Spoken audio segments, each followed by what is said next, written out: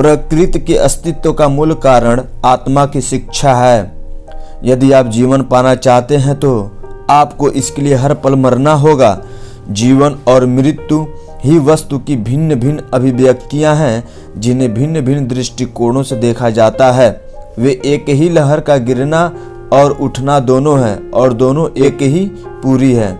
हम देश के हर घर को धर्मार्थ शरण में बदल सकते हैं, हम भूमि को अस्पतालों से भर सकते हैं, लेकिन मनुष्य का दुख तब तक बना रहेगा जब तक मनुष्य का चरित्र नहीं बदल जाता। हे मेरे बच्चों, ध्यान रखना कि केवल कायर और कमजोर लोग ही पाप करते हैं और झूठ बोलते हैं। बहादुर हमेशा नैतिक होते हैं। नैतिक बनने की कोशिश करो, बहादुर बनने की कोशिश करो, सहानुभूति रखने की कोशिश करो, स्वयं पर विश्वास रखें। आप लोग कभी वैदिक ऋषि थे, सिर्फ तुम अलग अलग रूपों में आए हो। बस मैं इसे दिन के उजाले के रूप में स्पष्ट देखता हूँ कि आप सभी में अनंत शक्ति है। उसे उठाओ, उसे जगाओ। उठो उठो, अपने दिल और आत्मा को लगाओ, अपनी कमर कस लो। आभारी बनो कि गरीब आदमी है, ताकि उसे उपहार देकर तुम अपनी मदद कर सको। पूर्णता प्राप्त नहीं करनी है, यह पहले से ही हमारे भीतर है।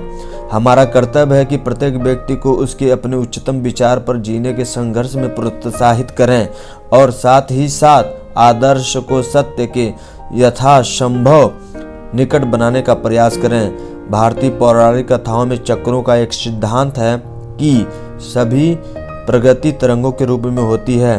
मोक्ष या किसी अन्य पुरस्कार के लिए भी भगवान की पूजा करना भी उतना ही पतित है। प्यार कोई इनाम नहीं जानता। परमेश्वर को अपना प्रेम दो, परंतु उसके बदले प्रार्थना के द्वारा भी कुछ न मांगो। भारत में धर्म स्वतंत्रता में परिणत होता है। यह प्राण है जो गति के रूप में प्रकट हो रहा है। आंतरिक और बाहरी प्रकृति, मन और पदार्थ समय और स्थान में है, और कार्य कारण के नियम से बंधे हैं। सभी वास्तविक प्रगति धीमी होनी चाहिए। जैसा कारण है वैसा ही प्रभाव होगा। कारण कभी भी प्रभाव से अलग नहीं होता है। प्रभाव होता है, लेकिन कारण दूसरे रूप में पुनः उत्पन्न होता है। हिंदू सोच के अनुसार विवाह एक विशेषाधिकार के बजाय एक कर्तव्य है। जब तक द्वेष और ईर्ष्या और अहंकार प्रबल रहेगा, तब तक कोई अच्छाई नहीं है। यदि स्वयं पर विश्वास अधिक व्यापक रूप से सिखाया और अभ्यास किया गया होता, तो मुझे यकीन है कि हमारे पास मौजूद बुराइयों और दुखों का एक बहुत बड़ा हिस्सा गायब हो गया होता। भारत में नारीत्व का आदर्श मातृत्व है। वह अद्भुत, निस्वार्थ, सर्व दुख सदा क्षमा करने वाली माँ है। इसलिए मनुष्य वेदांत दर्शन के अनुसार ब्रह्मांड में सबसे महान प्राणी है। मेरा विश्वास युवा पीढ़ी आधुनिक पीढ़ी में है।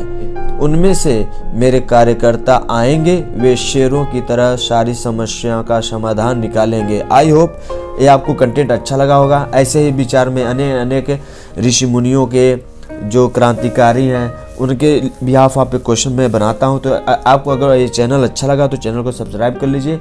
ऐसे ही कंटेंट मैं आपको डेली देता रहूंगा। तो वीडियो में अंत तक बनने के लिए थैंक्स फॉर वॉचिंग। मिलते हैं इसी तरह वीडियो लेकर के नेक्स्ट वीडियो में। तब तक के लिए नमस्कार।